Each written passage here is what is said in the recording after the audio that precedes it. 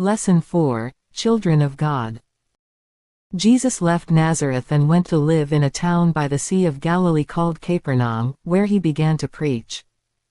As he preached, he said, "The time is fulfilled, and God's kingdom is at hand. Repent, and believe in the good news."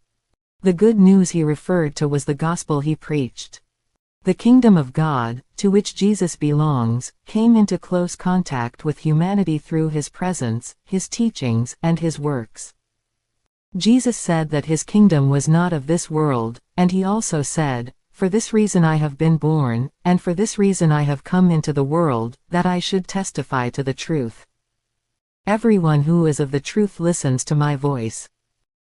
According to the scriptures, Jesus identified himself as the Good Shepherd who guides the sheep, that is, the people chosen by God for salvation. He said that when such people hear his voice, they accept his message and follow him. In one occasion, Jesus told the Jews who did not believe in him, that they were not his sheep, because they did not follow him. He also told them that God was his Father and that he and the Father were one. When Jesus said this, some of the Jews attempted to stone him. But he said to them, "If I don't do the works of my Father, don't believe me. But if I do them, though you don't believe me, believe the works, that you may know and believe that the Father is in me, and I in the Father."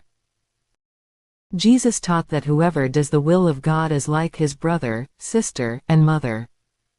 Doing the will of God includes following the gospel that Jesus preached. Therefore, Jesus' followers become children of God.